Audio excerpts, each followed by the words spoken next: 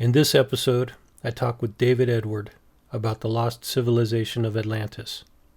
David is an author, researcher, former Army intelligence, and was part of the team that arrested Manuel Noriega. He holds 3 master's degrees and a PhD in engineering, owns 2 companies, and has written over 40 books, both fiction and nonfiction. Those who know anything about Atlantis know it's a mystery and there's a ton of misinformation about it. For me, there are 2 fundamental questions that I want answered. Did it really exist, and what happened to it? Dave's latest book, Atlantis Found, The Final Definitive Proof, attempts to answer these questions and is the basis for our conversation. I hope you enjoy this topic, and thanks for listening.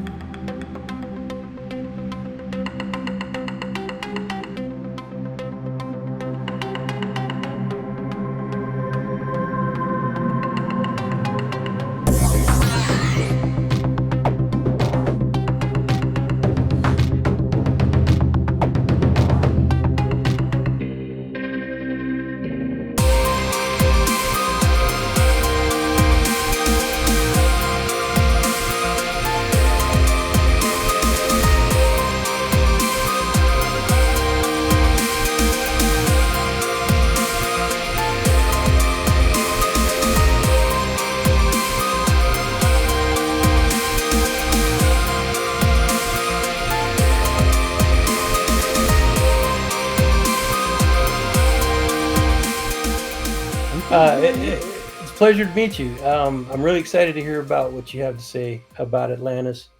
As I said in the pre-recording, I'm a little bit on the fence about it. I'm not 100% a believer, but I'm not 100% skeptical either. I think I think there's a really good reason to have conversations about Atlantis, whether it's real or not. And I want to kind of get into that with you a little bit as well. Well, and it's interesting. The name of your channel, Dead Hand, obviously you picked it for a very specific reason, and there's a whole history to it.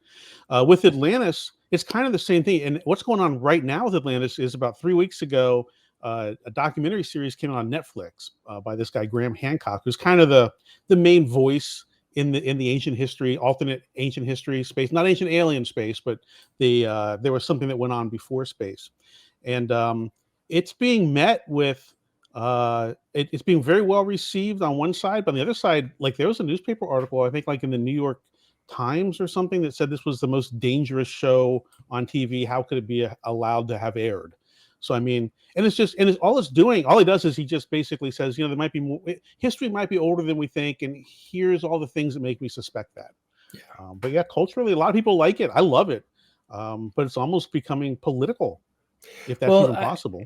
So I've heard the arguments of why conversations like that can become dangerous, and really it kind of breaks down to the basic argument that if everything was human created, if all of these natural ecosystems were created or influenced by humans, then it's okay to demolish them and use them for our own means.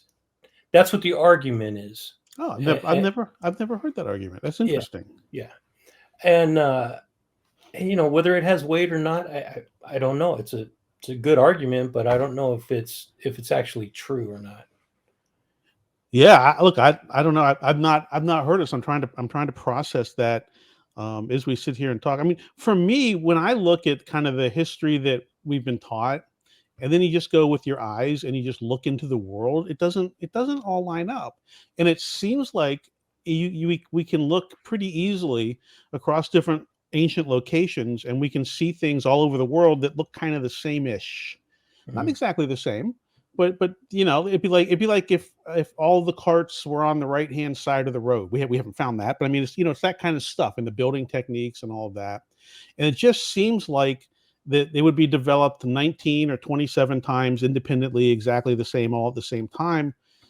Doesn't feel like the right answer. It might be the right answer, but it doesn't feel like the right answer. So I think that's where anyone that digs into this themselves, they start to discover that what they were taught in school maybe isn't exactly right. There's an example I use. There's this guy, Francis Orania. He was a explorer. He's one of the first Westerners to traverse the Amazon River. He went, and this is like in 1542, something like that. So like 50 years or so after Columbus. And he traversed the whole river, and he came back with a report that it was amazing. There was, advanced civilizations and all this stuff. And they didn't manage to get back for like 100 years. When they got back, it was all jungle. So history books for 500 years have slandered this guy and said he was making it all up. In the past 5 years with LIDAR, we found all the stuff that he claims was there.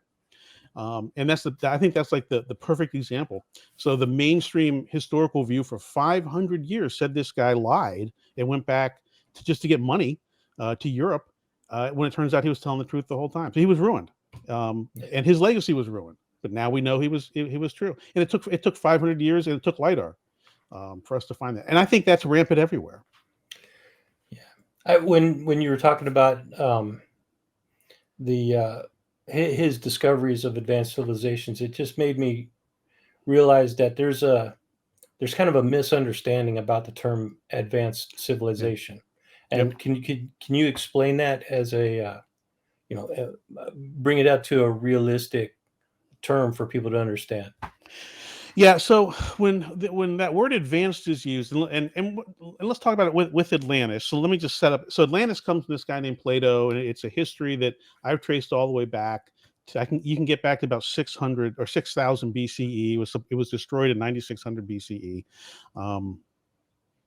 And Plato tells us the Atlanteans were advanced in a couple ways. He says they were very good with agriculture, and a lot of the dialogue is just talking about how their agricultural prowess and stuff like that. In fact, they can grow stuff, and being good at agriculture in 9600 BCE or anciently, it's basically the understanding that there's a crop cycle, the ability to impact the flow of water. Right? 'Cause that's what it all comes down to, is to be able to do that engineering, and which involves moving Earth, generally. But so the Atlanteans were advanced at that, and according to Plato, he liked the way they'd organized themselves. They had what he thought was a very simple but good organizing structure. When we use that word advanced, just generally to refer to this civilization that we think we can see fingerprints of back in the past, usually the technology level that they seem to be at is maybe where classical Athens was, or maybe classical Rome. Although Rome might be a little much. But they're organized. There is a society. They're able to specialize, which is a big deal. So you can have someone who just makes shoes. You can have someone who just cooks meals. You can have someone who hunts. You can have someone who farms. All the things we do to have a society. They clearly had a ruling structure. They clearly had laws. So for 11,000 years ago, that's incredibly advanced. But that's what advanced means. It doesn't mean nuclear submarines or UFOs or death ray crystals. Now, those things might have existed. I have no idea. There's nothing. None of the research I've done has come across them, and I pretty much start with Plato. I start and end with Plato, and he doesn't mention them. Oh, he mentions some kooky things, but he doesn't mention nuclear submarines. Yeah, and where it really loses context is that people are comparing advanced to today's technology, not to 11,000 years ago. Yeah. The one interesting thing about advanced is it seems like when we look at whatever these cultures were, they do seem to have been around. They seem to put a lot of thought into what they did, and so they went down a road that seems very different than our road. It seems more like, instead of technology and electricity and that kind of stuff, it seems like they're much more in tune with the harmony of things, with how the earth worked, the ability to move things that we think are heavy. Doesn't seem to have been as hard for them with different tools, that kind of stuff, which is what we seem to aspire to, right? We desperately want to be in harmony with the world. And which is another reason why I find the resistance to what we're finding when we look back in the ancient past. It seems to be exactly where we want to go. So why do we ignore it? It's just, the whole space is full of these weird contradictions and this weird resistance that you're constantly up against. I want to get into a lot of that. Okay. First, I want to go back to a little bit and dig in a little bit deeper to I'm still going to call it a theory. That's fine. Your theory kind of hinges on the idea that Plato's writings about Atlantis were factual. It more than hinges on it. One of the things that's important. So I use a modern scientific methodology when I in my book and in all the research that I do. And when you do that, one of the important things is to identify any assumptions you have. And so I created a new YouTube channel. It's called A History of, and I'm creating videos that outline this. But what was the point? I lost track. Your hypothesis based on Yeah. Plato's writings being written. Yeah. So I went through, and it's like I try to have conversations with people, and one of the first places I found where there'd be a disconnect is some people would just think the whole idea was made up, or it was too ancient, and it didn't matter what I said or what I found or what I pointed to in writings, because it couldn't be real no matter what. So I put as the first assumption to my work is I assume that the parts of the Platonic dialogues that Plato tells us are true are true. That's an assumption, and that way. So what we're really doing, which is what we're really doing again. But you also present a pretty compelling case that what he was writing is true. Can you explain? Yeah, that? You did a real good job on your channel, and I want to encourage people to go to your YouTube channel. Have you check seen out that? those videos? Good. Yeah, good. That I mean, you spell it out in a couple of short paragraphs, and it's really like. It's hard to argue once you have learned what the way you put it. It's hard to argue that Plato's writings were factual. I know, which frustrates some people. Some people get very frustrated the way I've done it. Sure. But this is the only way to do it. If you want to prove something, you got to lay it all out. And we say don't disagree with my conclusion. Let's look at all the evidence led up to it. And when you do that, people they get exhausted because it does kind of suggest it's true. Here's basically the premise: that if we're going to assume it's true, then we're going to do the analysis, and all the way at the end, we can look back and we can say, you know what? Like 98% of the physical things we could measure out of what he tells us about Atlantis, we have found. Mm-hmm. Therefore, our assumption that it was true has held. So it is true. That's part of the work I'm doing in those videos and stuff that you're talking about. Now I know the end of the story. I mean, I've done all the work, so I know it all lines up. And I think, people like Occam's razor a lot, which is just, get all the noise out of the way, and that whatever the simplest solution is probably the right solution. I watched this guy, the Critical Drinker. You ever heard of the Critical Drinker on YouTube? No.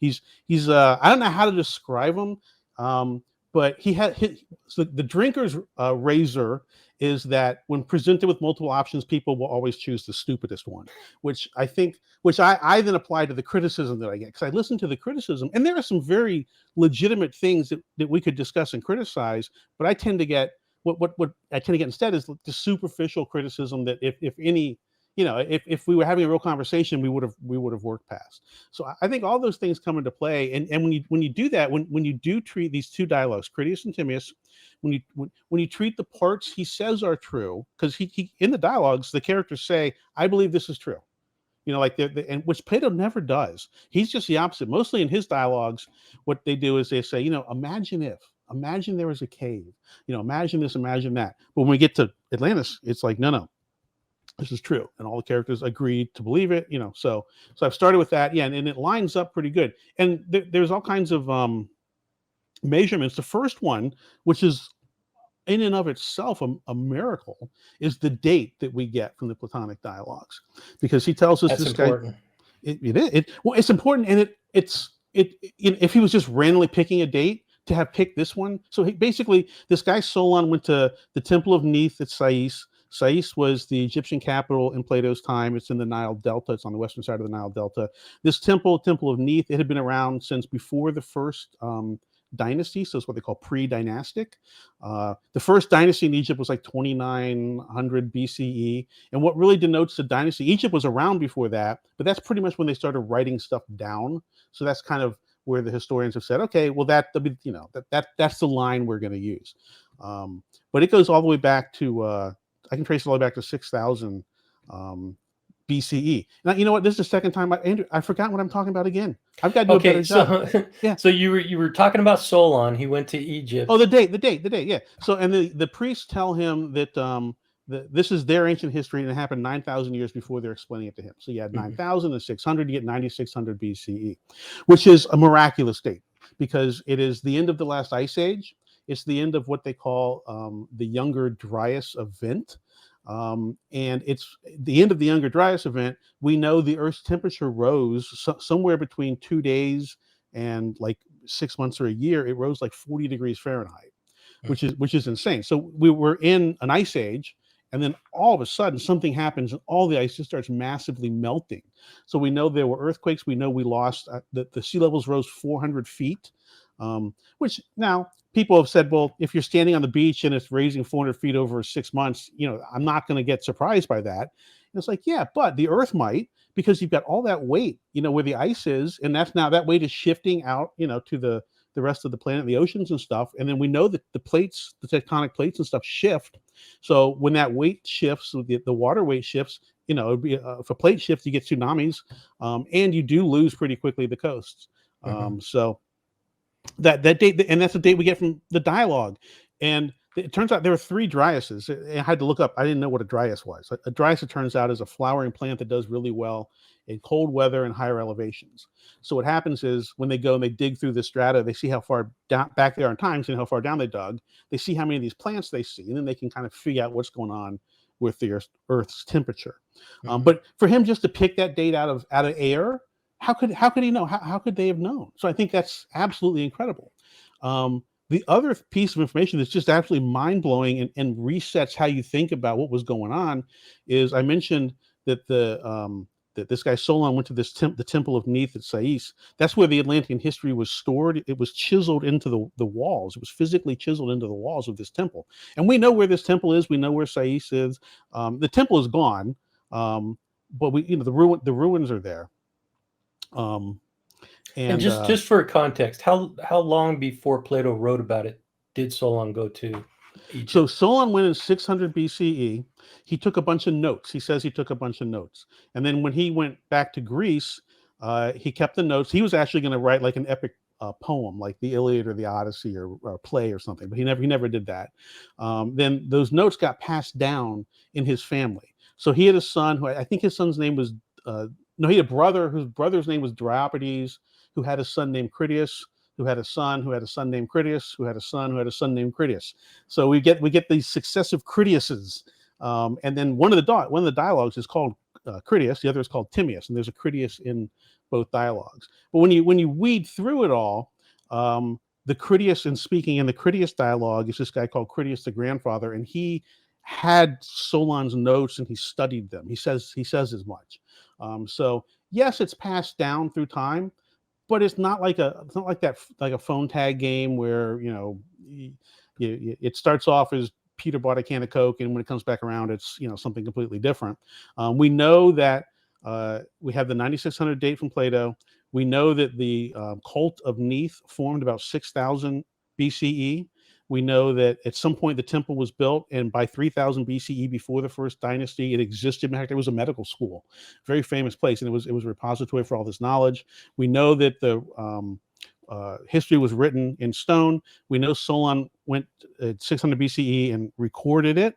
Then we know Crantor studied it. He told it to Plato, and then after Plato. So when Plato died, what Plato's really famous for in his time is he created the first university called the Academy. When he died, there were 2 guys up for the job of taking over running it. One was Aristotle, who we all know, very famous and a very brilliant man. The other was a guy named Crantor. And I don't know the politics of it, but Crantor got the job. So Aristotle kind of pouted off, and he went up to Macedonia, and he became the mentor for Alexander the Great, did all kinds of great things, brilliant guy. This guy Crantor was so enthralled with the Atlantean story that he went back to the temple at Sais, and he verified the data and the translations and everything. So we know that whatever is in the Platonic dialogues is at a minimum what was on the walls of the temple, which we know physically date back to about 3000 BCE. We know the Neith cult goes back to 6000 BCE, and then we're starting to get back into the realm of Atlantis, which is 9600 BCE. So in that, you've established this really strong case of chain of custody from where Plato got his information, and it was actually verified that information is real, and then there's some cross verification that you've done based on what Plato has written and what you've found. We'll get into that in just a minute because that's really interesting too. Before we go any further on your hypothesis or It's your that's fine. That's fine. That's fine. uh, Hypothesis. Andrew, that's fine. okay, your examination of this. My, Um, my, my literal truth. Oh, yeah, sorry. exactly. So whether it's a myth or fiction, Mhm. it's still I think it's a really important topic for people to talk about. Um, in your opinion, because I know you've been asked a question probably 100 times, what got you interested in Atlantis? But I want to put that question. I want to wrap that question in a little bit of a different way. So, why is it important to so many humans, to so many people, to examine the idea of Atlantis? Why is that so important to so many people? I think this is I would have had a very different answer 5 years ago because my life experience would have been different because we've all just lived through the past 3 years where we got a chance to see that the world might not be exactly that as presented to us, to say it. It turns out, well, as people, what we're very good at, one of the things we're very good at is identifying patterns. And we have this built in logical mechanism when we see these patterns. And almost instantly, even without thinking about it, it's handed to us by the time we're consciously thinking. Our instinct is something it fits or it doesn't fit. I've got a painting in my house when I come in the front door, and it's like an abstract paint. It's like, literally someone just took a brush and I see different things. Like I see robots and I see a bull and I see a spaceship. I see, and I see different things. And I don't know why I see them, but they're already there by the time I look. So then when you take that to what we learn in school, and then once we get out of school, when we start looking at the world for ourselves, like I think I opened with this, it just doesn't line up. That whatever this mechanism is that we have, it doesn't line up to what we're being told about ourselves, about our past. And I think many of us, not everyone feels it. Some people are very comfortable uh, snuggling into the current view and proclaiming any question of it is ridiculous, and it is, things are only as they know. But that's not the majority of people. That's the minority of people. And I think it's just, we're all just like, and then we start to think, okay, if our instincts are that there's more there, why are we being told there isn't? And why is there so much energy around squelching people asking questions? Mhm. And then people get interested. And then the other side of it could be really cool, right? A whole other civilization of people. What they do, what they think, what were their stories? So I mean, it's intriguing. These are a lot of the questions that came to my mind when I started looking into it. Which, by the way, I was never really interested in Atlantis. I, to me, it was I had pretty much written it off.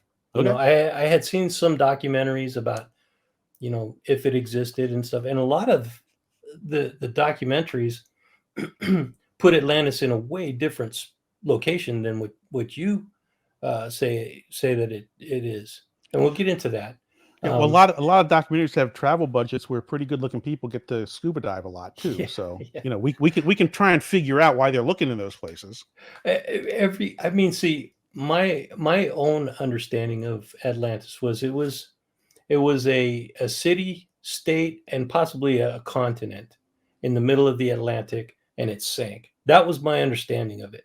That's pretty rudimentary, I admit, but I didn't really look past that because the literature, the documentaries, everything points to it's don't even bother looking past that because it's not even real. That's what the majority of the academic papers say. Which is amazing. If you've seen some of the early videos I've done, when you dig into it at all, it's so obviously based on real history. That doesn't mean that history is right. Just because these people believe this was their history, we're not anointing it as true. But we're going to start with the assumption that they're not blowing smoke up our dress or whatever you want to use. And you're right. If you put your pinky toe into the Atlantis pool, the very first thing that happens is all the piranhas pop their heads up and try and encourage you to not do it, to go somewhere Right. else. Don't think about it. Don't look here. There's nothing to see. Yeah, Look and look isn't somewhere else. and that's weird. Why do they care so much whether we look? It's just weird. And Yeah. look, I've gotten messages, man. I've gotten I don't know. I used to say they were death threats. That's overstating it a little bit. They're very mean messages that suggest if I weren't around, life would be better for these people. Mm. Um, it's just, you know, Atlantis. Some people believe. Well, I had one guy. He called me, and this is I used to have my phone number on the website because it was a company site. And he said, "Why are you doing this?" I'm like, "What? You know, what? Who? What? Huh?" And he said, "You know, he had done a regression, and he in a past life he was an Atlantean. Matter of fact, he was the assistant scientist that was running the power crystal." Um, when it all went crazy, and he was trying to warn them, but you know, and he's like, you know, it's like this is what it was, and you're saying something different. It's like, why are you taking this away from me?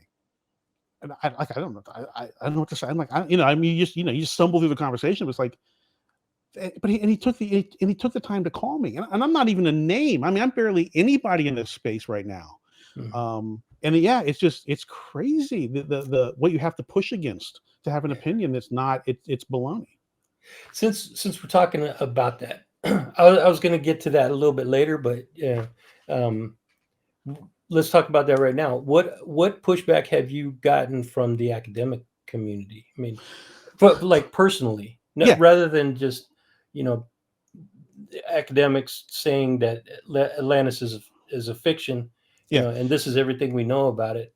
But have you personally experienced any kind of pushback from them? Quite a bit, quite a bit. Now Okay. remember, I'm not a academic professional. I was president of a university. I know that world. I've been in it.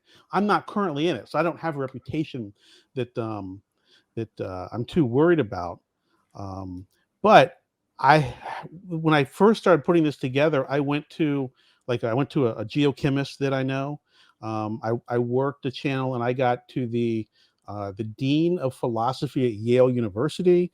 I had a physical anthropologist from King's College in London, and I sent them pieces of information. Like the lady, the Yale person, was a expert on Plato, you know. So and I was corresponding with them all with and miraculous, wonderful conversations. Like the geochemist, I'm showing them some aerial photos of where I think some of this place was, and they're telling me all kinds of stuff. They're telling me the ground was covered in evaporites. You know, it's a weird grid pattern.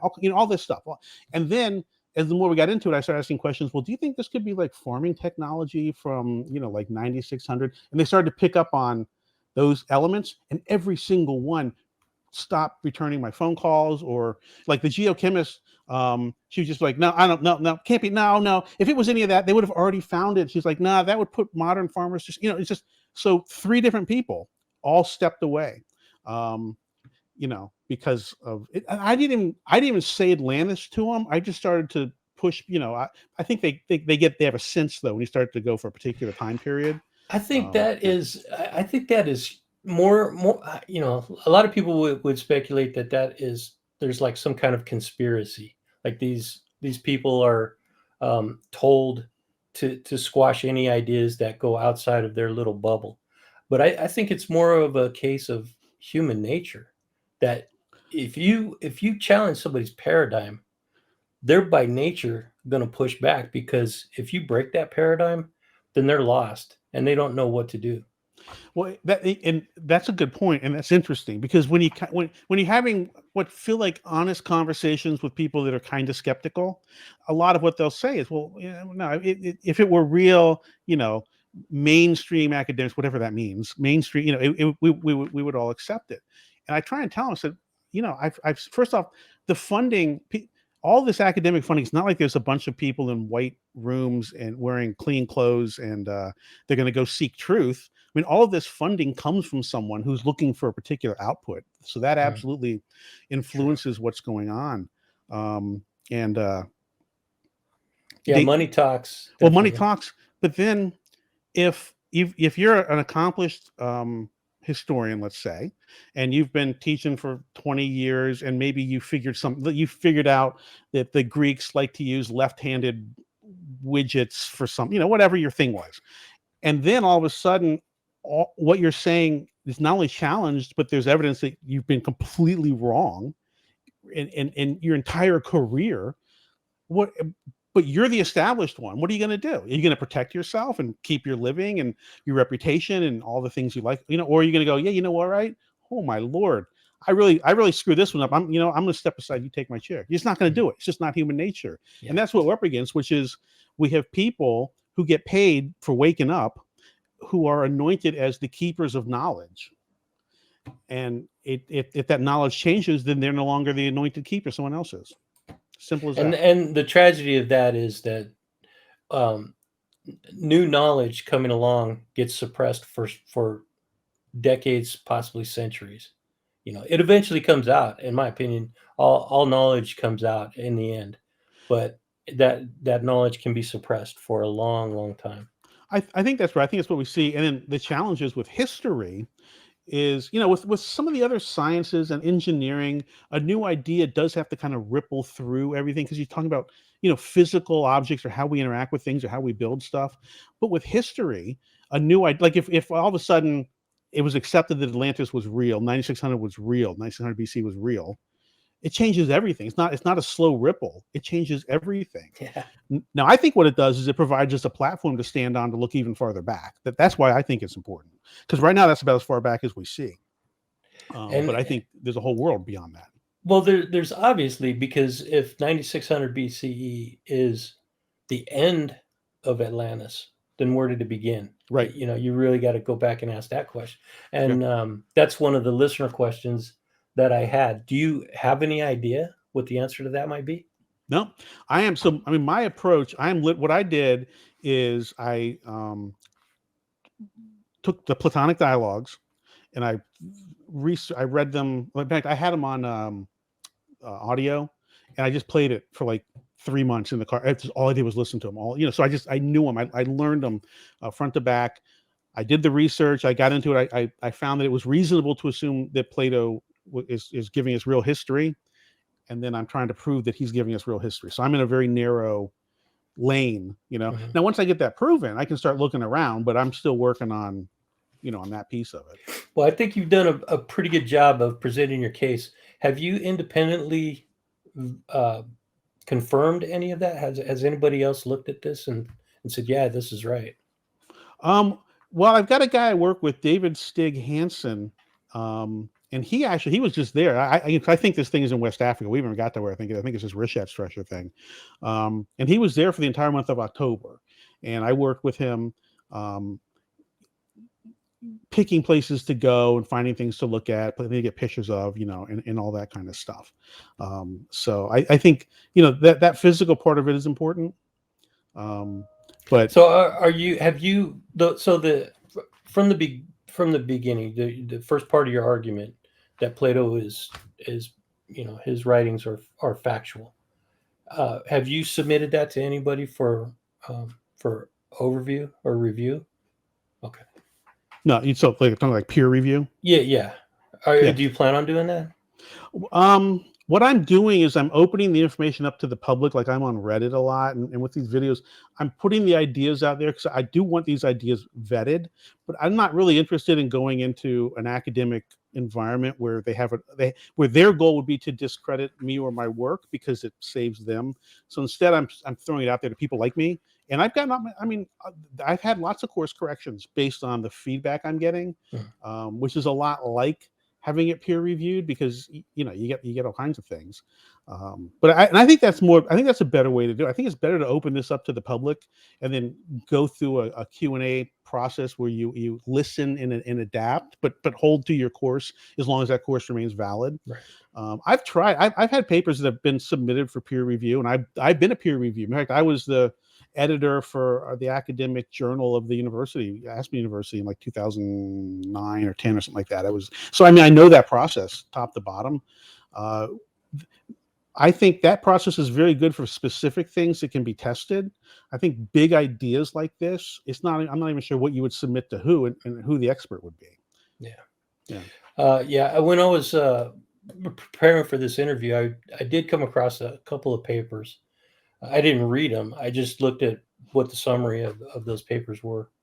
The majority of them were that Atlantis didn't exist. So I think you're right. You would be submitting it to an audience with a predetermined outcome. Right. Well, and like one of the like I'm up against this argument all the time. They say, well, Plato made it up. And so, I mean, if you've seen any of the videos or seen the works, like, well, hold on, oh wait, let's talk. Why do you think that? And we try and talk through it, and it's not a real conversation. They just decide it. Well, it was passed down for thousands of years. They could have said anything, that kind of stuff. And that's what when you take your foot. The other problem with the academic world is something like this. This is a big idea. They don't do well with big ideas. They all specialize. Right. So you've got someone who is an expert in the soil and composite topology of West African mineral refinement from 1850 to 1937. How's that going to help me with it? I mean, and that's all. And even you go back in the past. Matter of fact, I purposely put myself there. I've taken graduate courses on this. I took a graduate course on, classical Greek history and stuff, and I knew way more than the instructor. They these guys, they teach 5 classes with 50 kids each, and the curriculum's kind of handed to them. They don't know. So who is it you would go to is the other problem. Yeah. I agree. And putting it to the court of public appeals, I guess, is what you're doing. Yeah, that's the way to do it. And find some collaboration within a community that's already been doing the work. Well, look, I mean, like, as an example, the only danger I can see with that, I'm sorry to interrupt you, but the only danger I could see with that is where you get into you fall into the trap of having an echo chamber where you throw ideas out there and other people say, yeah, that's what I was thinking too, and then you may be going down a blind alley and neither one of you can really see what's on the other side of it. Yeah, that doesn't happen too much in the Atlantis space because the mindset is that Atlantis is a single place, even though I argue that it's actually, we're told it's 10 places in the dialogues. But so like right now, the big war in Atlantis land is between people that think it's the Azores and people think it's the Reshat Structure. Mm-hmm. And they hate each other. They're that's weird. I know. So yeah, I don't understand that. We're constantly undermining each other and criticizing each other and poo-poo and all that stuff. And the important thing is the truth, not whether you're right or wrong. It's the truth. Right. But get to the truth, right? My point, and there's like 12 legitimate places that people are passionate about thinking we're Atlantis. And so if you think it's one, you've got 11 different points of view that are going to attack you. Mm-hmm. But which is good, which I think is good. For example, there was a guy on Reddit I argued with a lot, and I still think he's an idiot. But he kept telling me Atlantis was Malta, and I kept saying, dude, it's not Malta. That's stupid. It's this little island. It's inside the da, da, da. And now I'm going through all my videos. I'm like, okay, people think it's Malta. Let me do the research because I'm going to do my own research. And I'm like, okay, it's not Malta based on what I know about Plato. But oh my Lord, Malta is a crazy place, man. I mean, they've got so many ancient. For a long time, they thought the oldest constructions in the world, the oldest man-made constructions in the world, were on this little island, which is in the Mediterranean, just south of Sicily, in Italy. But it's got. I don't know if you know, Malta. It has over 150 locations where there are wagon tracks that are worked into the bedrock, not just dirt. And they're thousands and thousands of years old. I didn't know that was Malta, but I knew there was a place that had that. That's Malta. Okay. And they can't figure out exactly where they're going. And a lot of them just lead off into the sea. Just go into the water. So when I'm doing my research, I'm like, one of the things I do is I have a flood map, and then I take a location and I lower the water 400 feet. Because that's what it supposedly was last ice age. And everywhere I go, it's not that big a deal. I mean, Florida is kind of a big deal, but I haven't got to that analysis yet. But like I said, I'm doing Malta, so I lower the Mediterranean 400 feet. Oh my Lord, Malta completely changes. It's no longer a little island. It is a big, like, peninsula hooked landmass connected to Sicily, and it becomes like this big place. Mm-hmm. And then there's islands. I don't know how to say it. It's like FIRLAN. I don't know what it's called. I don't know what it's like. Starts with an F, and it's to the south, and it's like sticks out there. It's maybe it's maybe a couple miles to the south. When you look at the flood map, that would have been a peak, like a mountain peak, and a lot of these cart paths head in that direction. So so I think what we've got there is ruts from when the sea level was lower, and the only time the sea level was lower was at the end of the last ice age, which was 9600 BC, which is when Plato tells us Atlantis was destroyed. So, in the question, and this is going off the topic of Atlantis, more or less, but the question I have about that is, those ruts are like 3 or 4 feet deep. In some cases, not In some always, but in places, some yeah. cases, yeah.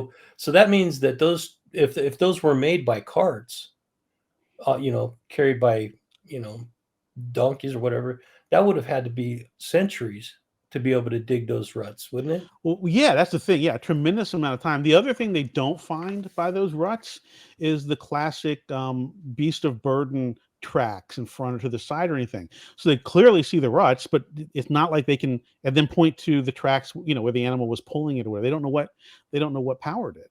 Um, And were they using the wheel at that time, or was it just like a sled? I just had this argument uh, 3 hours ago. Because yeah, there's two points of view. One person has noticed that the North American Indians used a sled with there were two big poles kind of came off the back and they tie stuff to it, and that would leave drag marks kind of like what you see on Malta. Right.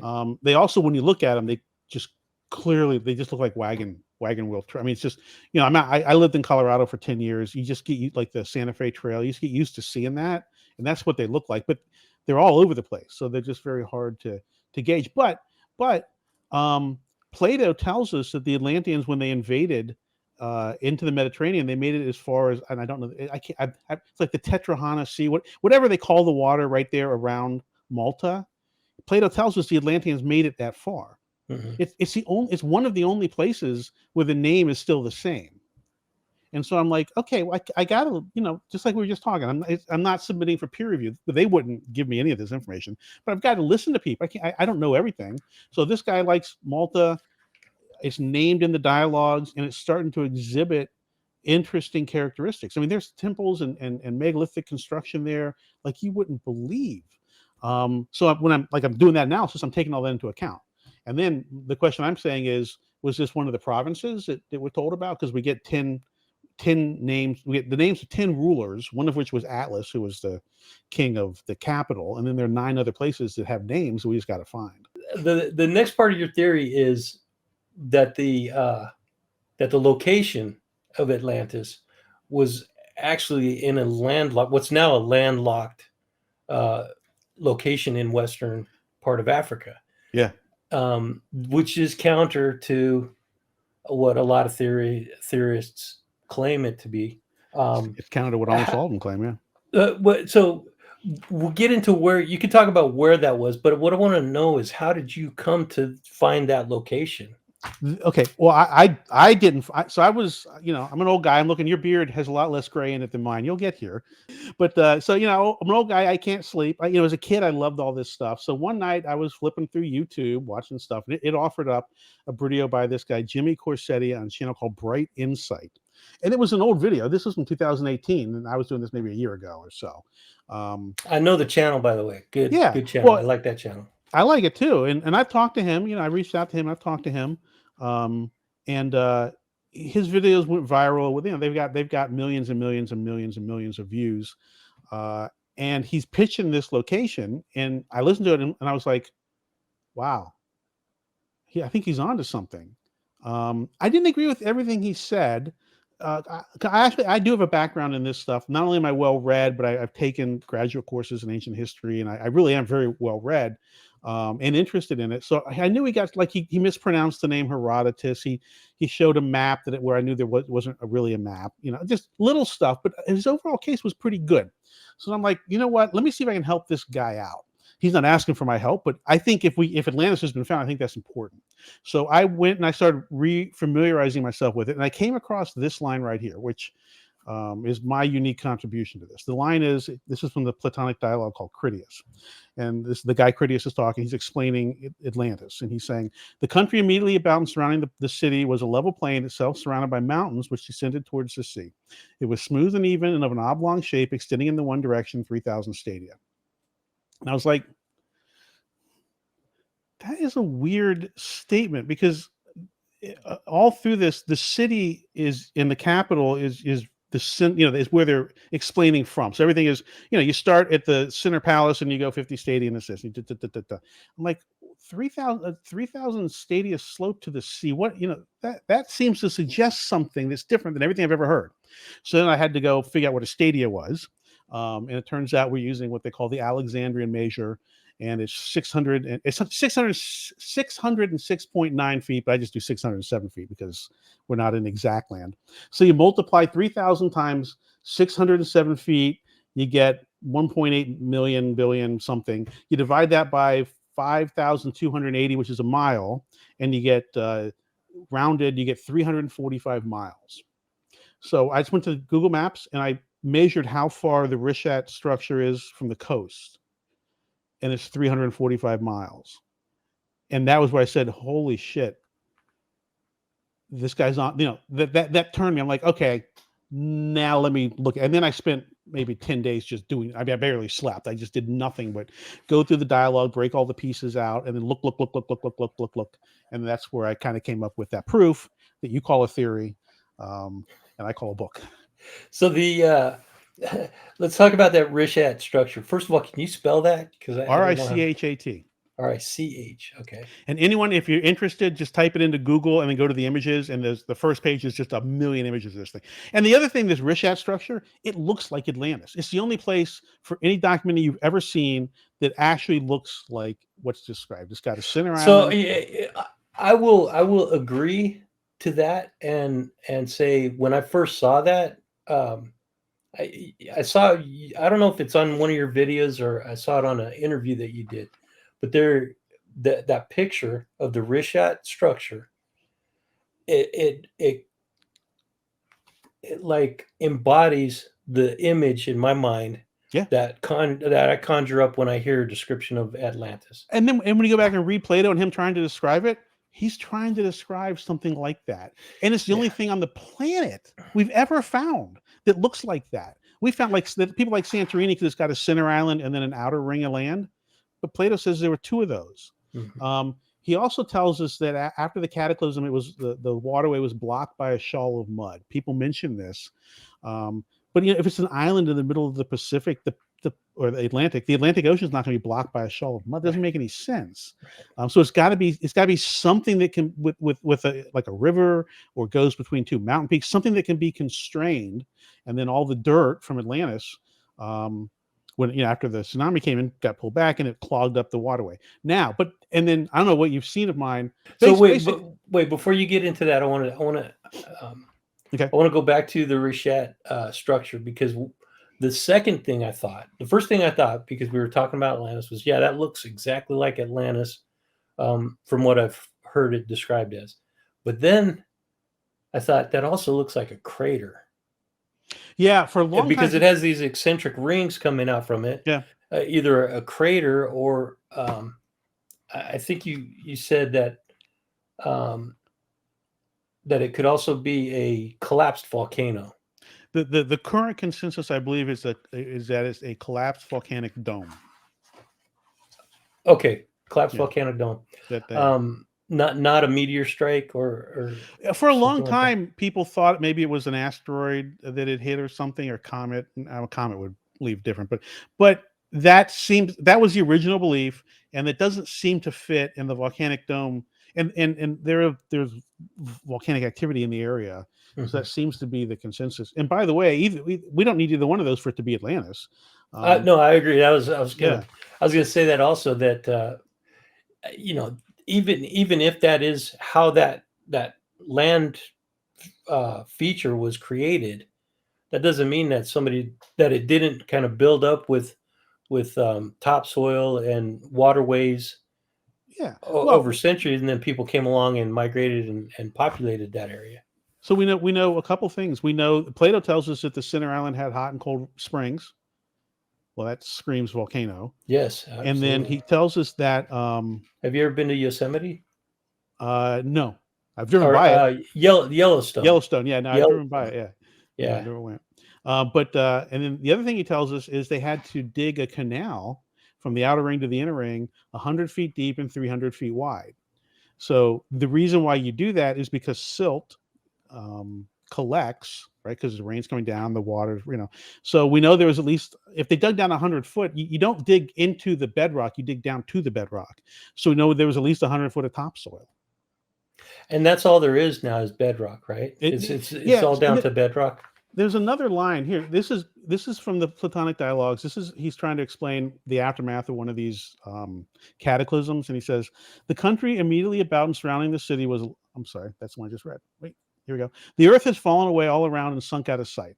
The consequence is that in comparison of what was then, there are remaining only the bones of the wasted body, as they may be called, as in the case of small islands, all the richer and softer parts of the soil having fallen away, and the mere skeleton of the land being left. Yeah, that's a perfect. If that's not describing the description Reshat structure, right? That's it. I mean, from my perspective, it is. Yeah. Uh, But here's the big thing. So this Piri Reis map, I don't want to lose the thought. So if you look at the Piri Reis map, and again, you just type in PIRIREIS into Google, and then there's all kinds of constellation on the left-hand side and the bottom side, because they say it shows more about the New World and Antarctica, right? But there's also the coast of Africa. Just to explain what that is, that's a map that was written or drawn in the 1400s. It was drawn. So Columbus sailed the ocean blue in 1492. This was like 22 years after that. So 1510. I should memorize the date. It's like 1510s ish. And it was Piri Reis was a Ottoman navigator, and he commissioned a map made from all of the ancient maps that they had, but he wanted it all boiled down into one map. And there's all kinds of problems with the map, because you are trying to, whoever did it, it was trying to take things that and figure out where they went. So like I think the Amazon River is in maybe the opening, the mouth is like in two places instead of one, because they were trying to reconcile the maps. And then some of the criticism is that some people think that like it shows Florida and then it shows Cuba, but some people think that really that was a map of Japan. It's going the wrong way. But then when you get down to the south, that's where it gets interesting, because when you look at South America, what the map seems to show is the water 400 feet lower. So it seems to show the continental shelf from South America as it wraps around to Antarctica. Now, some people say that, no, that's not what it shows. Just the people that made it were idiots and they ran out of space. So they just kind of hooked it around on the bottom. Just, like, okay, one of my other assumptions is, by the way, is that just because you lived 10,000 years ago doesn't mean you were an idiot. So the idea that they're idiots, that would be one of my last conclusions versus one of my first. But anyway. So what's that drinker's theory? Yeah, drinker's theory. Yeah, when confronted with multiple choices, people will always choose the stupidest one. But anyway, I just want to. So on this map, if anyone can go look, you look at the African coast, you look where the Reshat structure is, and there's a kooky little city sitting in a ring of water up a river where there's no river. This is the Sahara Desert today. And it was the Sahara Desert when the map was made. Yeah.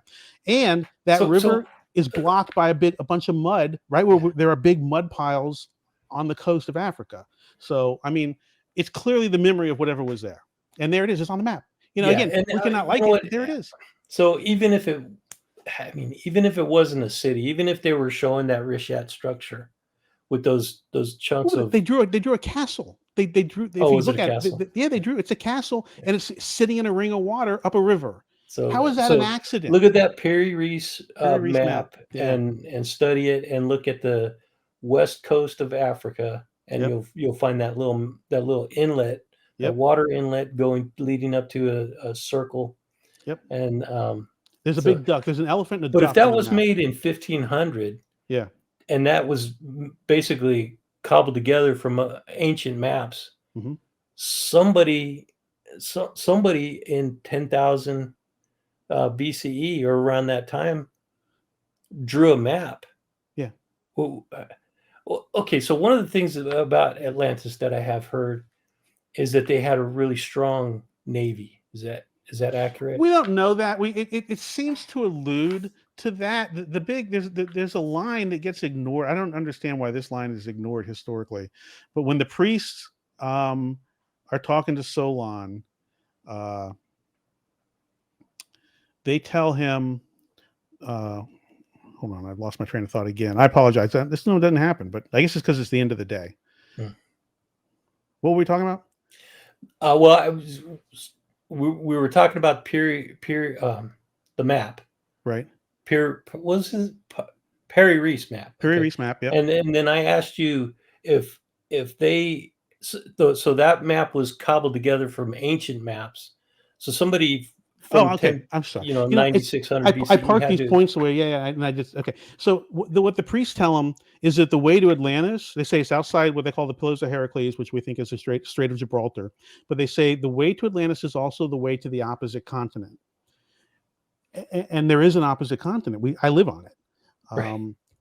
But this is from priests in 600 BCE talking about a history from that was written down in 3000 BCE, and they know about an opposite continent. So this suggests all kinds of things. There's not a lot Okay. more in there. I mean, the whole city is built for boats. He talks a lot about bridges, and they built them so like one trireme can go under them and all that stuff. He says that when the Atlanteans attacked Greece, they came from the sea. That suggests boats.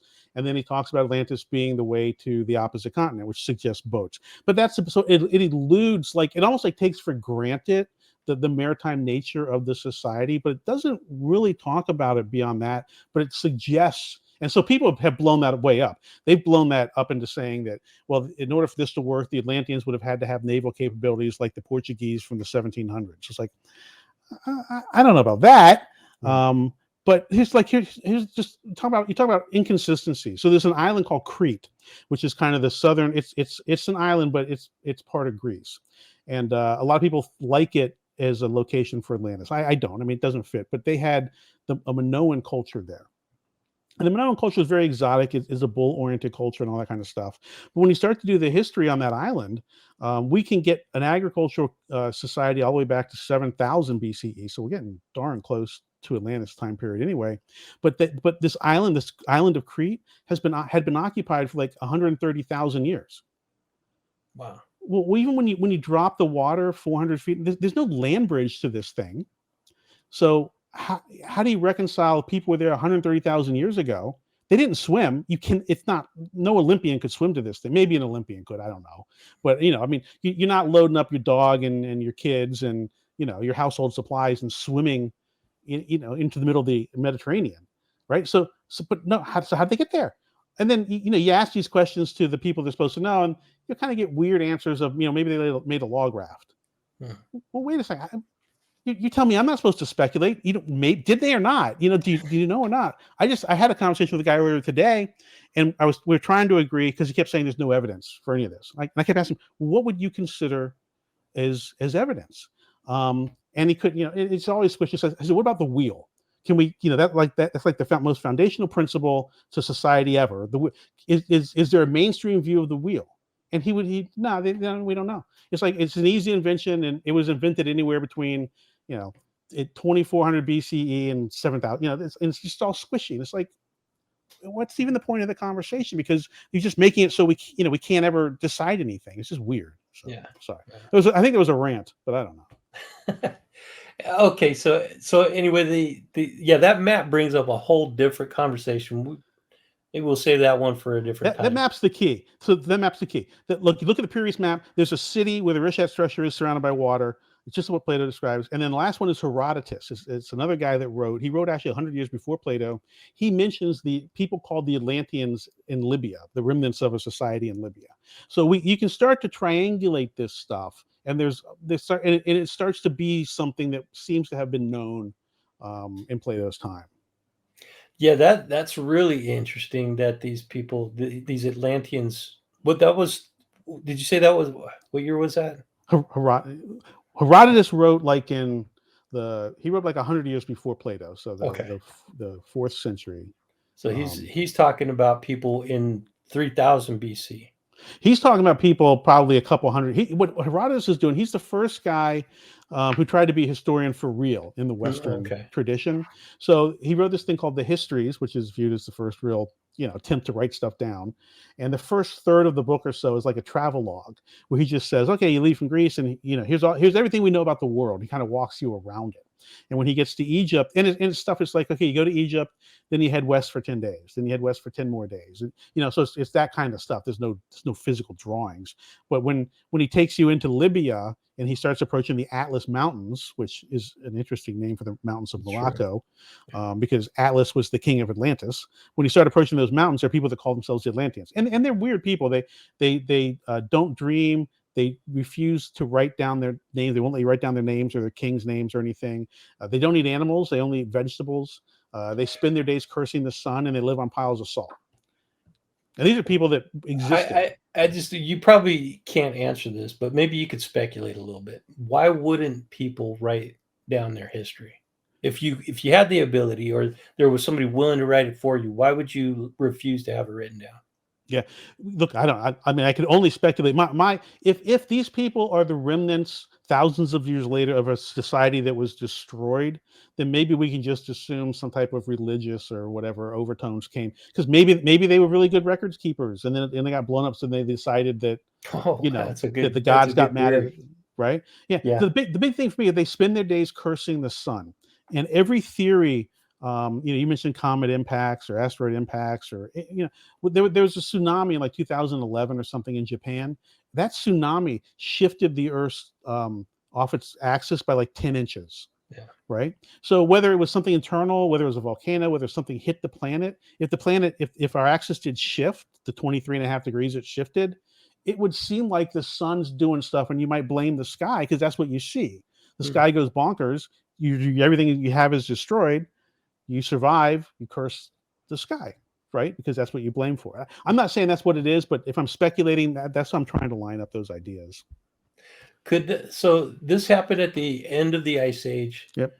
Could this all have been like because the sun heated up so much that it melted all the ice, and this caused the calamity?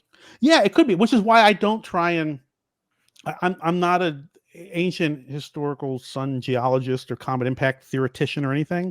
Mhm. So it could have been solar flares. I see that theory. It could have been the Earth passed through a comet tail. Could have been asteroids. Could have been just massive volcanoes. And it could have been anything. But it happened. Whatever the cause of it was, the result of what happened is not disputed by Right, and anyone. there's geological evidence to Oh support yeah. the idea that happened. Well, we know the ice age ended, and we know when it did, and we know that the temperature rose like 30 or 40 degrees within half a year or less. We know all that. We don't know why. There's theories as to why. So again, I want to encourage people to go to your channel. What is the channel? On YouTube, it's A History of. Okay. But you can always go to frequency99.com. That's the publisher website, and there's a link to the podcast and all that Okay. stuff there. Yeah. I'm not wrapping it up just yet. I just Okay. wanted to I want to interject that a couple of times so that people understand that there's a ton of this information in depth in video format to check out. When Learn and I more just about it. I just launched the channel about 10 days ago, so anyone subscribing or letting the videos play would be tremendously helpful. It's very hard to get a new channel launched. Yeah. Well, I'm a subscriber. Well, thank you very much. Happily. Yeah, and it's interesting. But so taking a step back, I guess back to modern day, and how the study of Atlantis is so controversial, but also so important. Um, why do you think your approach to solving this problem is so different than how it's been for so many years for so many people? Yeah, people ask me that, and I get variations in that question. I'll get questions like, "What makes you so much smarter than all the other people that have looked for this?" That kind of stuff. Yeah. Um, I think so. I think that using a modern methodology, I haven't seen done before. I haven't seen anyone lay out their assumptions and then kind of lay out, what it is they're looking for. One of the things, if you watch the videos, is I spend a lot of time on videos where I'm saying, "Look, we just got to figure out, what we're looking for. If we're going to start looking for Atlantis, we have to define what we're looking for. And there's a city, there's a continent, and there's a kingdom." And so I go through the dialogues and I say, here's the checklist of what it would mean for us to have found Atlantis, right? But I do that before I look. So a lot of people, I think the people that do the TV shows, I think they have a different goal. I think their goal is to get on TV and have a nice travel vacation, and I don't think they're really trying to solve it. I think it's important, and I am very lucky. I have to work. I own two companies, but I own them, so I can allocate my time how I want. So I can, 3 o'clock, I can do I can do a podcast or whatever. You know what I mean? So I have the time to do it. I'm interested in it. I have a very unique background. We haven't talked about my military experience. I mean, I was in the Army. I was part of the team that arrested Noriega. I was a counterintelligence agent, so I have all kinds of what they call battlefield counterintelligence training and information collection training. So I've got kind of that physical real world side of it. But then I've got doctorate in engineering. I've got 3 master's degrees. I spent time in the academic space. I was president of university.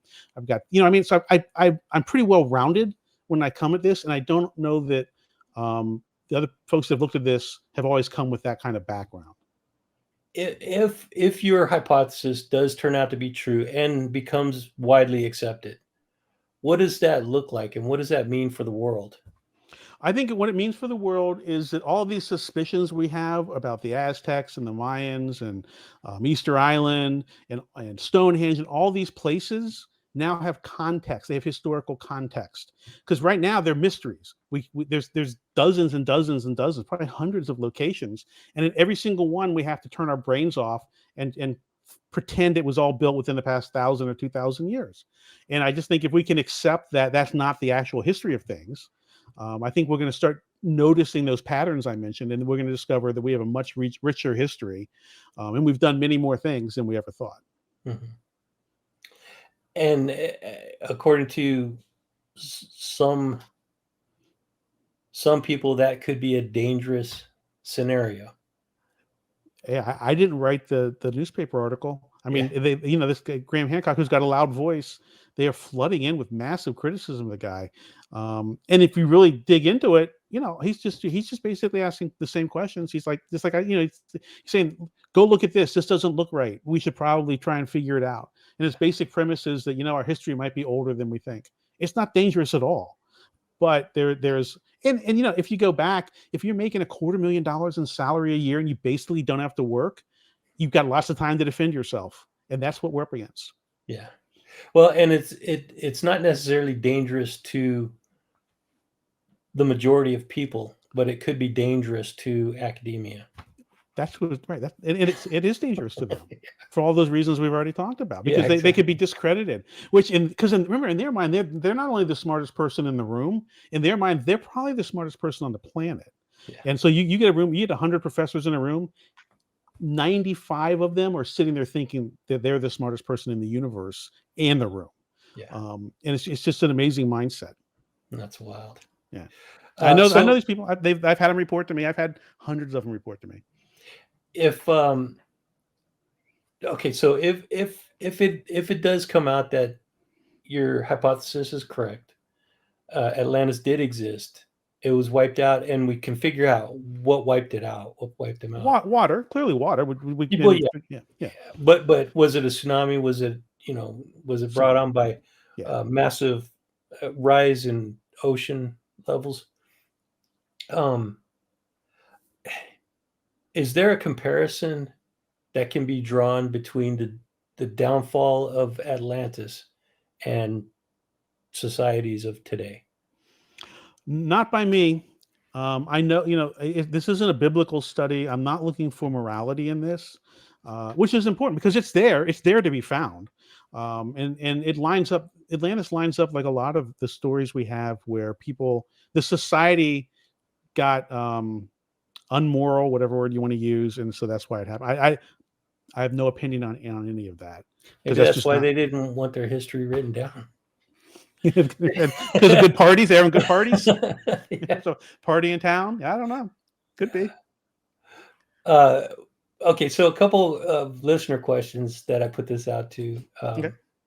Was there is there potentially any treasure or artifacts that can be excavated once this? I think so. Okay. So. So so there's a couple things. There's the Reshat structure itself is beaten to bedrock, and then a couple hundred years ago. Literally. There's nothing left there. And then a couple hundred years ago, the French Foreign Legion was in that area. So there's a lot of French Foreign Legion forts that are kind of built on top of all of that. Mm-hmm. So what'll happen is someone will find that and they'll say, "Oh my God, I found a building from Atlantis." And then people will go, "No, it's only 150 years old, so there's nothing." Yeah. But put all that aside. So there's 2 locations that this guy David Stig Hansen and I have found that show massive sprawling agriculture, and it's under the sands of the Sahara. So I'm not going to tell you where because we're still working on that. But that's going to and it's covered in what they call evaporites, which is the salt. So if the ocean water comes in, the ocean recedes and evaporates, it leaves salt, right? The climate changes from a temperate climate to what we have now, the desert, 130, 140 degrees. That salt cooks on the top of the ground, and over hundreds of years, it turns as hard as a rock, Mm. and the place is covered in that. But I mentioned the pre-Reese map. If you look at it, you'll find the river, you'll find that kooky little city in the ring of water, and between it, there's a big duck. And right by the duck's head are these mounds of mud.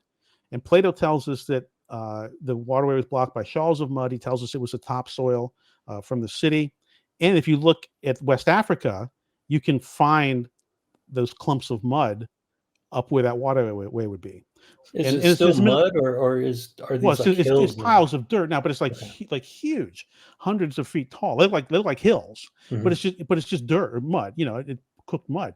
That's whatever was there. Enough remnants of it will be at that location if we were to dig that we would start finding stuff. Nice, man. And they found tons of stuff. It's all consistent with our understanding of what they call the pre-pottery Neolithic, which is the time period that we were in. So they're not finding pottery because this is before we figured out you could cook dirt and make pottery, but we're finding a lot of stone tools and a lot of stone like vases and objects and just stuff made out of stone, which is what I think we're going to find. Atlantis, I think, from an advanced standpoint, is going to be on par with Göbekli Tepe, which we briefly touched on.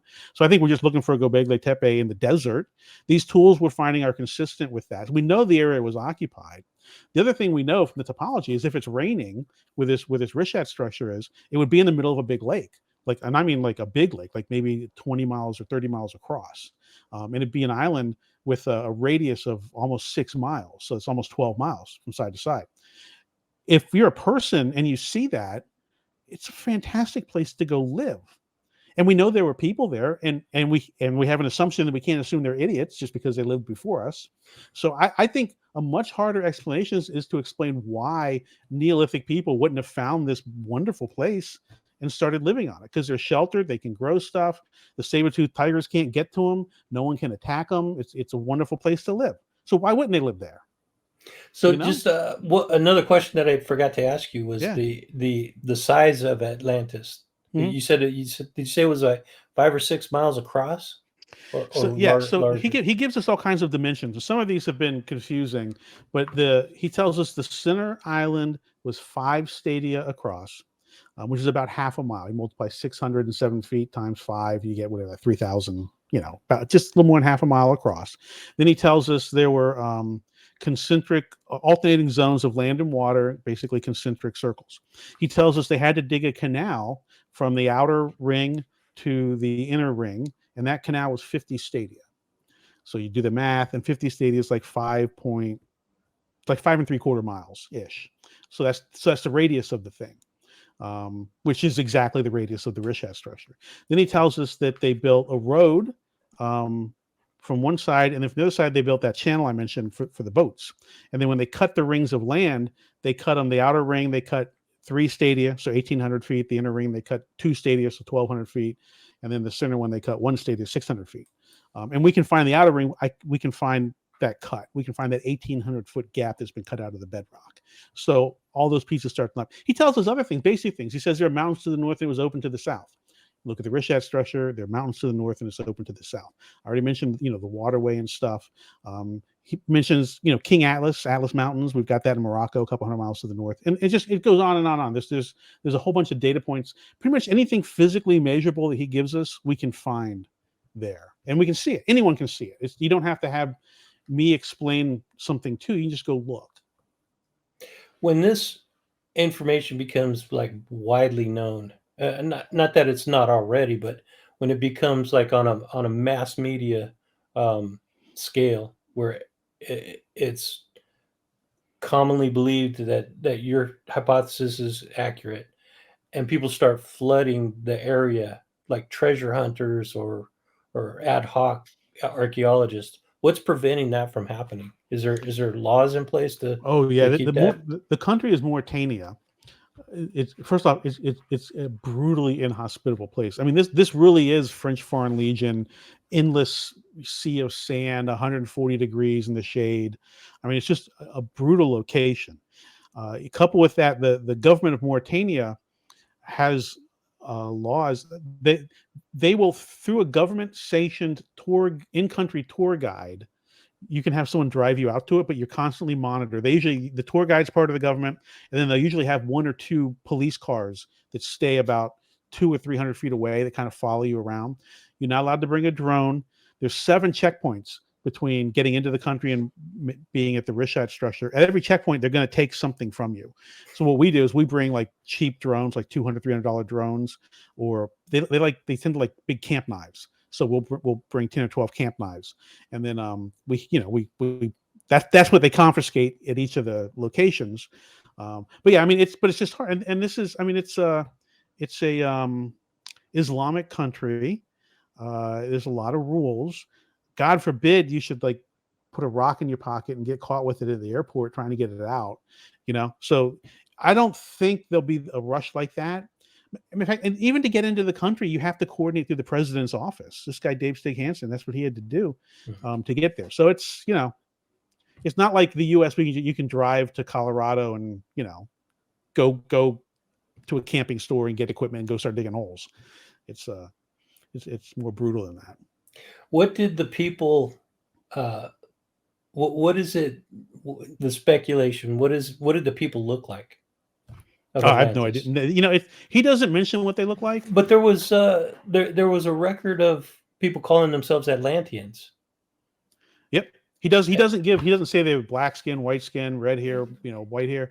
The other thing is, I have to not have an opinion about that, because what will happen is if I say they're purple, then people will start accusing me of being a purple nationalist, and propagating purpleness. You're right. Yeah. So it's not mentioned. It's not important. Honestly, it's not important at all to anything I'm doing.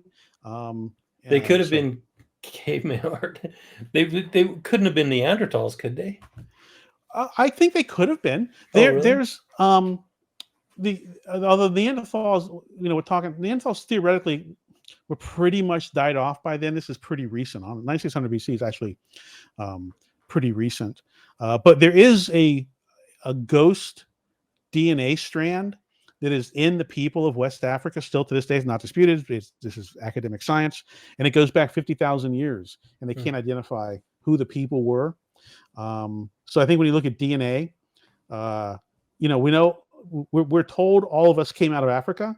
So I don't know why we would then expect not to find the first advanced civilizations in Africa, number one. And number two, the people in the region have DNA that has stuff in it that we don't know what it is.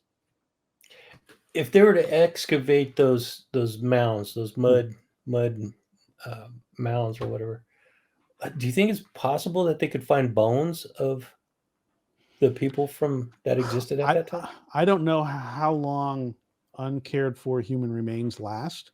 If they last 11 or 12,000 years, then absolutely. Yeah. I think what they're going to find. I just go back to Göbekli Tepe, because Göbekli Tepe is technology from this exact date, and it's not that far away.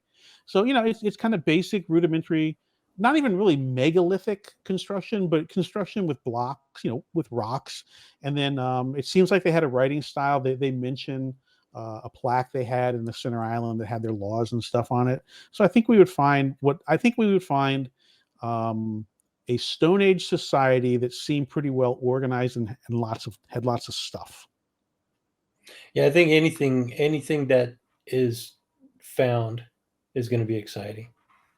Yeah, well, another part of my theory, because I'm going for the grand unified theory of Atlantis, is I want it to fit into current academic science.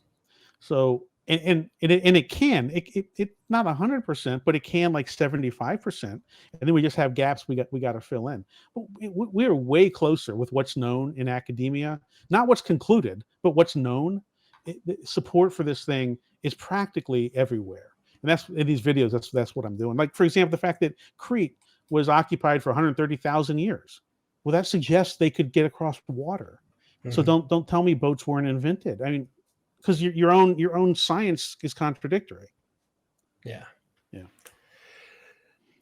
So that's all the questions I have. Is there anything that else that you would like to add to the conversation?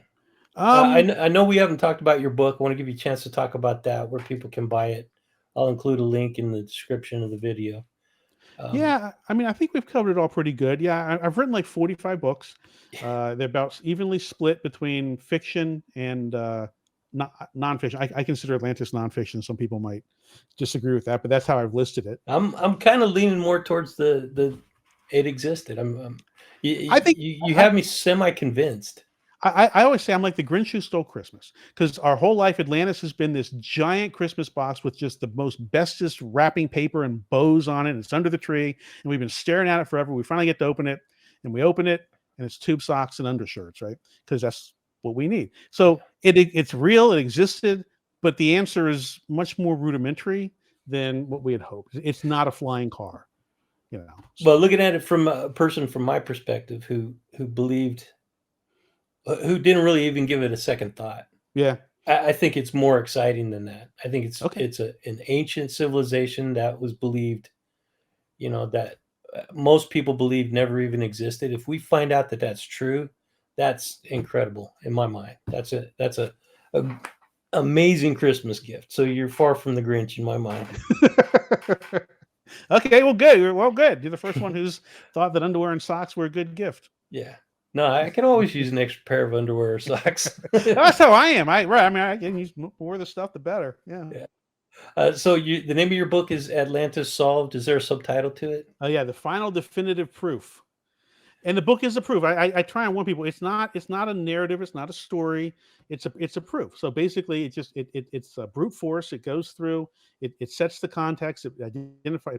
It introduces you to the dialogues. It decomposes them, and then it does all the analysis against the measurable pieces, and it reaches a conclusion. I Yeah, think your YouTube channel is a valuable resource, and anybody who's interested in the book should get the book, but also check out the YouTube channel, A History of.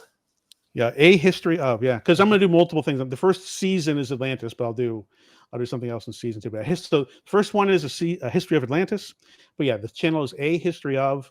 And I think the videos, I'm working really hard on them. I think they do a very down to earth, grounded, easy introduction to this thing that's very consumable, but also very interesting. And I know you mentioned your background briefly. I didn't get into that because I wanted to dig right into the material of Atlantis. But if you're willing, I'd love to have you back on at some point in the future to talk about a lot more of the stuff that you've actually done and some of your other books, if you don't mind. Sure. Hey, I did. We can talk about I did the jungle training school in Panama. It's 10 days. At the end of it, they cut the head off a boa constrictor and you got to drink the blood. That's how you graduate. I did that. I spent a week in the Darien Gap. I spent 6 months in the Soto Cano Air Base in Honduras. Uh, Pablo Escobar was flying DC-9s full of cocaine and refueling them there, trying to get them into Texas. So yeah, all kinds of stuff to talk about. Yeah, I'd love to. And written 500 books or something like that, I heard. 45. It's still 45 is pretty good. No, that is a lot, man. 500 is my goal, but 45, yeah. So this is just a follow-up to go over a couple of questions that I had after our initial conversation. The After spending about 24 hours thinking about it, I thought about the idea of you guys. You've already had one expedition, or two. you've had two expeditions over there already. Well, the same guy has gone twice. I thought he I'm was trying to be over there overly already. fancy, but yeah, yeah. And do you have plans for future expeditions? We're trying to figure that out. There's nothing else we think we can do just driving around, so we need to start coordinating this. And we have a gap between the people that think there's something to look at and the people that don't. So what we're actually working on is building the context or the case that there's stuff to go look at there. Did you do any testing while you guys were there previously? No. But testing is a funny word. There's a lot. No one has done any testing there. You know what I mean? I mean, even universities, you can't do much. We collected some samples because what I'm interested in is the evaporites that are sitting at that spot 10 miles to the north, and then that spot, I don't know, it's like 50 or 60 or 70 miles to the south along that channel we looked at.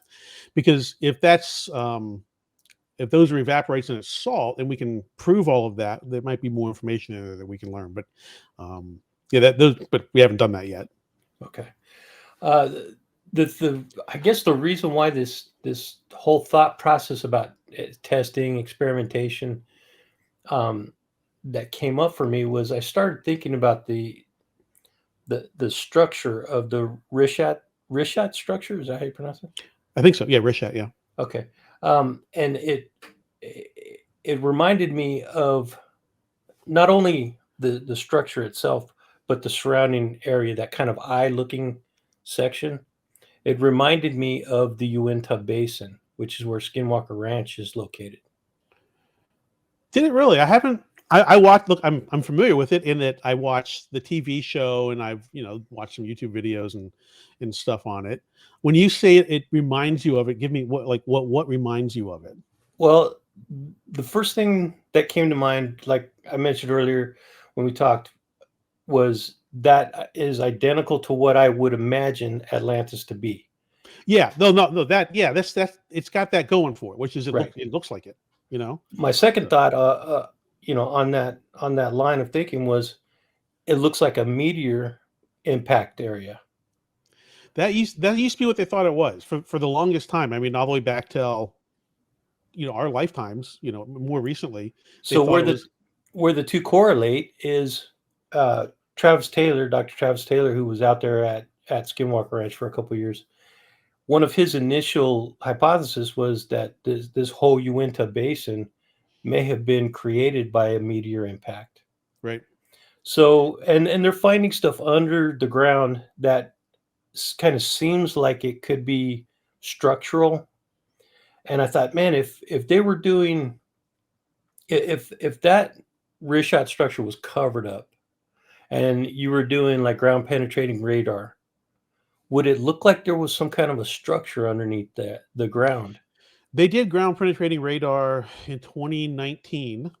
And it's a lady, I forget her name off the top of my head. She's very famous. She's kind of the one that figured out you could use satellite images to find stuff on the ground. So she found a lot of pyramids and stuff in Egypt, which kind of made her.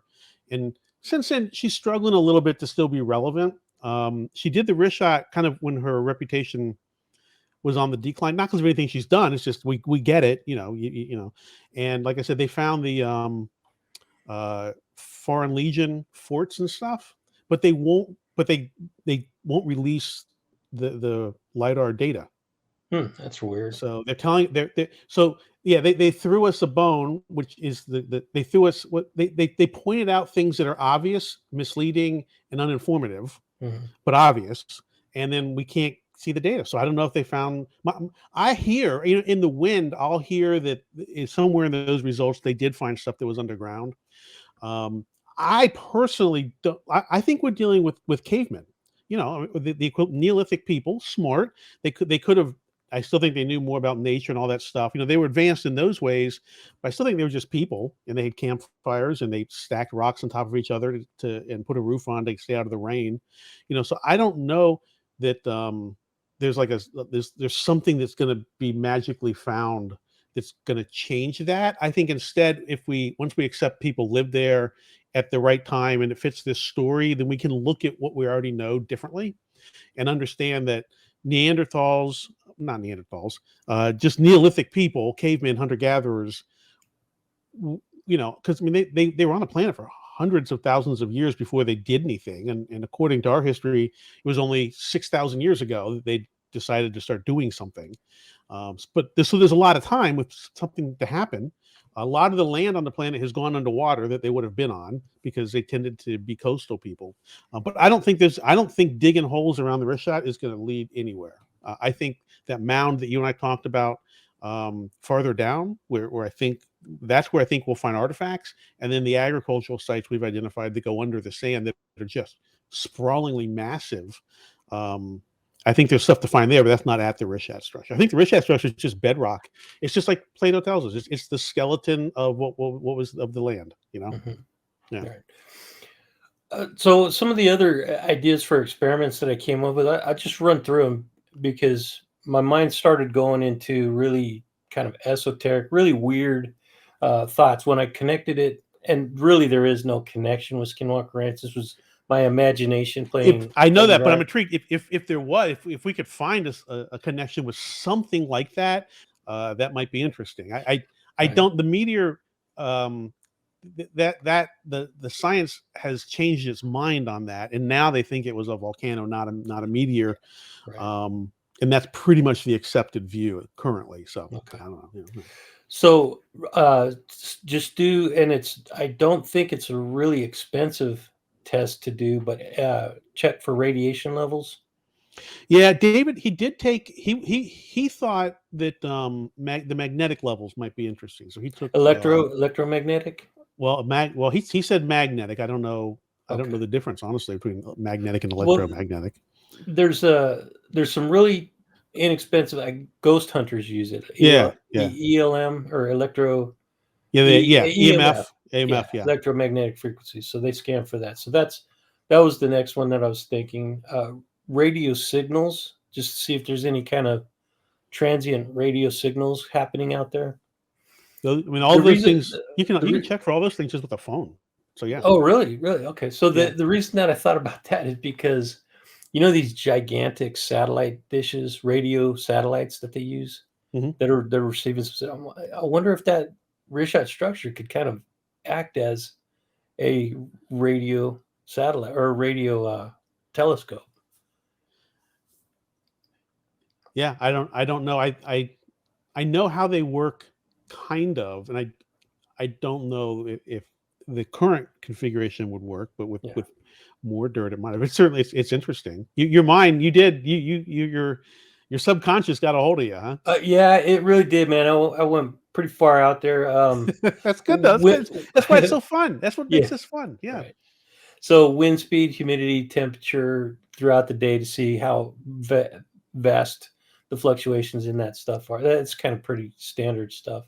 yeah. Um, Scanning the night sky with night vision goggles So to now see what's that's kind of out there. interesting. Well, actually, because I mean, Skinwalker Ranch, a lot of the stuff they find is atmospheric.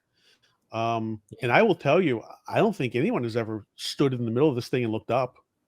Well, that idea It came to me. never even occurred to me to just said it. I have a pretty good friend who lives here in Las Vegas who uh, thinks that he saw something unexplainable in the night sky in, I can't remember. So it was a desert over in um, the Middle East somewhere, and I'm not exactly sure where he was at.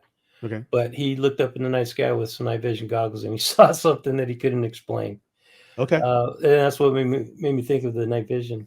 Um, Well, you know what we can do is we could do some of the Skinwalker Ranch style things, dig a hole and look around, I mean that kind of stuff. Not on any kind of major scale. They won't let us. We can't be digging holes in this thing, but we can certainly disturb the tops. It's not sacred. It's not protected. okay. Um, so I Uh, like that. I hadn't even thought of that, but that would be very interesting. I agree. on the same kind of level as that infrasound. Are you familiar with infrasound? Um, yes, It's I mean, they're sound waves that are below our hearing level, but it can affect the physical body, the okay, physical any kind of bio sensors that are in the area. Infrasound can be detected. okay, Um, EEG and EKG readings of the human biosensors that are in the area. So you check their brain waves, their heart rate, okay, along with their pulse, um, uh, okay, their just keep a constant eye. Like if you were in Antarctica, right? They're going to constantly monitor, or you're out in outer space. They're going to constantly monitor all of your readings to see if there's any fluctuations in that. And you could do that pretty simply with there's like these wristbands that you can get. yeah, Fitbits, yeah, Yeah, Fitbit. Yeah, yeah. right. Um, and then I thought that was the last one. The blood pressure, heart rate, oxygen levels of the human biosensors. that are in the area. Just Yeah, keep. we didn't do that. We certainly could. I don't know. Again, I don't. None of these. I mean, the one looking up, I can imagine that one. The other ones, I can't imagine results that'll be very meaningful. Mhm. But but they're easy enough to do. And then if we found some, Yeah. I mean, it's because they're very low effort. All of those. Between a phone and a Fitbit, I think we could do everything you just said. Right on. Yeah. It would just be interesting to see, like, if is there any kind of range of fluctuations that's going on, and what could be causing it. Is there any correlation between X happening and Y sensor readings? Right. Um, like I said, it's kind of far out there, but Well, look, Dave's planning on going back. okay, I'll shoot these things by him. Why not? cool. And like I said, I like the idea because I doubt he was out there at night. It wouldn't occur to him. It didn't occur to me. But yeah, maybe going out there at night might be interesting. So he was not out there at nighttime? Oh, wow. I mean, because they're all day trips. Because he's staying in the capital, and then it's 150 miles he's got to drive. So Yeah. it's a standard. Everybody gets up in the morning at 5 a.m., 6 a.m. There's all the stuff you got to do. Eventually, you're in the car. Pretty soon, you're there. Blah blah blah. You have lunch. You don't get arrested by the cops that are following you. Eventually, you come back to the hotel, and you plan to go back, to a different location tomorrow. You know what I mean? That's just a rhythm of like a job. Yeah. And the people that we're dealing with they're working. This is their job. They're like a little tourist. Pseudo. Okay. Saying that brings a lot more structure to what they are, but they're sponsored by their government, and they're allowed to drive people like us around, whatever that means. Yeah, but being out there at nighttime, I think would be amazing because there's zero light pollution out there in the middle of that desert. You could see probably, and then I didn't even think about this, but you could set up a astrophotography. That's kind of what I was thinking of. Yeah, I mean, we have to stay up there with it because even though there's no one around, if we left something expensive on the ground, it would be gone. Other than that, when are you guys thinking about going back out there? We're trying to figure it out. Like I said, he just got back last month. And he wanted to, I guess he felt like he was a little early. October was a little early. It was still incredibly hot. So I think he wants to go back like in March, maybe February, March.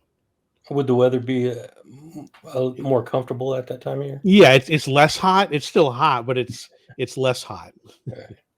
I mean, it's 90 instead of 140, what are the rules of, like, if you wanted to go out there and stay for a couple of nights just to camp over, are you allowed to do that? Everything is negotiated. It's an Islamic country. Everything is negotiated through the government office. And as long as you negotiate with them and they say yes, there's lots of things you can do. You'll be supervised. You'll always have the person they assign to you, someone watching them. And then there's always like two people 400 yards away watching the people. And they have said no, but not like a no. It's always you can't. No, we can't let you fly a drone over it. But some people have done this or that. You can go to this position and look down. So it feels like they're helpful, but everything is coordinated. You're very much at their mercy when you go out there. Okay, David. Well, yeah, like I said, is there any party thoughts you'd like to No, I think that's it. Yeah, frequency99.com, or I would really appreciate help with the new YouTube channel, A History of. But yeah, this is pretty much my stick. Very cool. Well, I 100% appreciate you coming on the program, the podcast, and sharing your knowledge, and look forward to hearing more. And very, very professional job. I really much enjoyed my time talking to you about this. So good job.